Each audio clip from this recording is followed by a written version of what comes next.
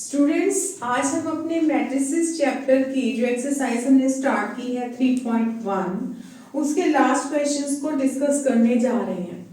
तो हमारे पास जो नेक्स्ट टाइप का क्वेश्चन है, जैसे आप देख रहे हो कि जो फर्स्ट क्वेश्चन है हमारे पास वो ये है 4 3x 5 is equal to y z 1 5।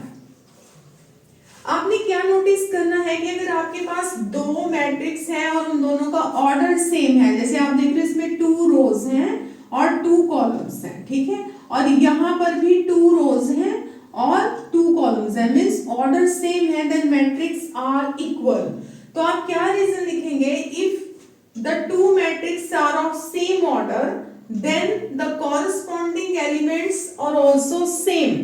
मतलब ये है कि अगर दोनों ही मैट्रिक्स का ऑर्डर सेम है तो हम इसके कॉरस्पॉन्डिंग जो एंट्रीज हैं, जो एलिमेंट्स हैं, उन्हें इक्वल कर सकते हैं।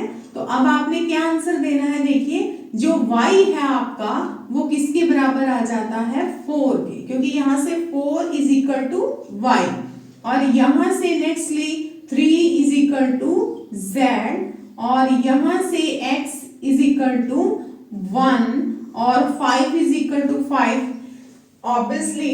तो हमारे पास यहां से x, y और z तीनों ही वेरिएबल्स की जो वैल्यू है वो फाइंड आउट हो जाती है।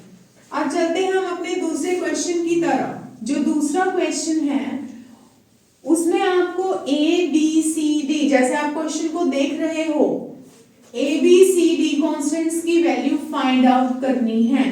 तो हमारे पास जो क्वेश्चन है a minus b 2a minus b 2a plus c 3c plus d, और इसी तरह से नेक्स्ट क्वेश्चन है -1 5 0 एंड 13।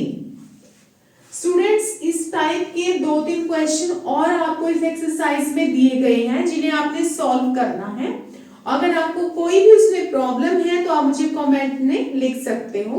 तो हम चलते हैं अपने नेक्स्ट क्वेश्चन की तरफ। ये ऑलमोस्ट सेम ही है। अब इसमें आपने क्या करना है? सेम रीजन लिखना है, because two matrix are equal then corresponding entries are also equal.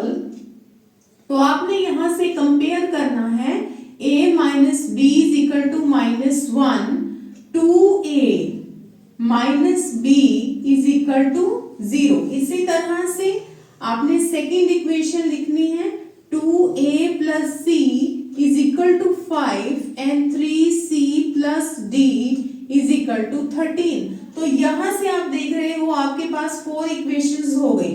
तो यहां से हम इस इक्वेशन को नाम देते हैं फर्स्ट, सेकेंड और थर्ड एंड फोर्थ, और यहां पर आप लगाएंगे एलिमिनेशन मेथड। ये मेथड आप 10th क्लास में पहले कर चुके हैं। उसके लिए आपको क्या करना है? लीडिंग कोएफिशिएंट देखना है। जैसे यहाँ पर है 1, आप कोई भी मेथड यहाँ पर यूज कर सकते हैं, maybe substitution, cross multiplication and elimination, as you wish. तो यहाँ से हम इस मेथड में क्या करेंगे? जो लीडिंग कोएफिशिएंट है 1, आपने 2 को मल्टीप्लाई करना है फर्स्ट इक्वेशन से और जो 1 है उसे मल्टीप्लाई करना है सेकेंड से, ठीक है। तो मल्टीप्लाई कीजिए, 2 1 2, यहाँ पर आ जाएगा 2a minus 2b, सारी इक्वेशन से मल्टीप्लाई करेंगे -2, और जो 1 है 1 के लिए सारी सेम रहेगी 2a minus b is equal to 0। उसके बाद आप साइन बदलेंगे, जैसे प्लस है तो कन्वर्ट कर दीजिए माइनस में, माइनस है तो कन्वर्ट कर दीजिए प्लस में, और 0 का कोई साइन नहीं है बट फिर भी आप यहाँ प्लस माइनस जो मर्जी लगा सकते हो। तो 2a से 2a कैंसिल हो जाएगा, क्योंकि अगर वन टर्म पॉजिटिव है और सेम ही नेगेटिव है तो आपको पता है वो कैंसिल आउट हो जाती है। -2b और +1 हम इसे कंसीडर करेंगे 1b, तो 2 में से 1 अगर हम माइनस करते हैं तो -1b बचेगा। 1 मेंशन करने की आपको यहाँ जरूरत नहीं है, और यहाँ से है -2, तो माइनस माइनस कैंसिल आउट कर दीजिए और b की वैल्यू हमारे पास क्या आ जाती है? 2। अब आपने जो b की वैल्यू है वो अपनी फर्स्ट इक्वेशन में राइट डाउन कर देनी है। तो a माइनस b क्या है आपके पास -1, जो b की वैल्यू है आपके पास वो 2 है, तो यहां से हमारे पास जो -2 है हम उसे राइट साइड में लेकर जाएंगे और आंसर आ जाएगा 1। तो यहाँ से हमारे पास a 1 है और b 2 है, तो हम इसे यहाँ पर लिख लेते हैं a 1 एंड b 2। अब हमारे पास बचती हैं दो इक्वेशंस, देखिए दो इक्वेशंस हमारे पास बची हैं, थर्ड एंड फोर्थ, हमें इसे भी सॉल्व करना है। तो आप क्या करेंगे, यहां से हम इसे सब्स्टिट्यूशन से सॉल्व करते हैं या आप एलिमिनेशन जो मर्जी लगाइए। तो यहां से हम थर्ड इक्वेशन से c की वैल्यू फाइंड आउट कर लेंगे, 2a आप उस साइड ले जा सकते हो। उसके बाद आप c की वैल्यू को फोर्थ इक्वेशन में फिल कर दीजिए, 5 minus 2a plus d is equal to 13 और 3 5 15 आपको पता है, 3 को हम अंदर ब्रैकेट्स में मल्टीप्लाई करेंगे, 3 2 6 प्लस यहां से हमारे पास आ जाता है d। अब देखिए जैसे आप यहाँ पर देख रहे हो हमारे पास है 2a प्लस c, तो आप ऐसा भी कर सकते हो कि यहाँ पर आपको सब्स्टिट्यूशन भी लगाने की जरूरत नहीं है।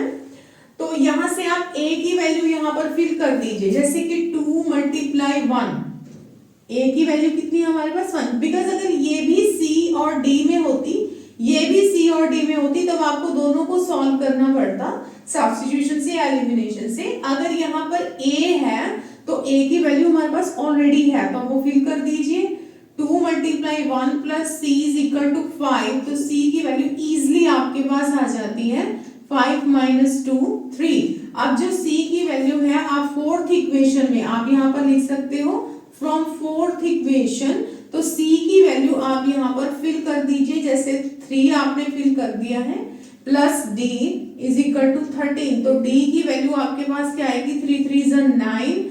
उसके बाद आपको पता है d 9 को हम राइट साइड लेकर जाएंगे और d की जो वैल्यू है 13 माइनस 9 क्या आ जाती है 4, तो यहां से आपके पास c जो है वो क्या आ जाता है 3 और जो d है वो आपके पास क्या आ जाता है 4।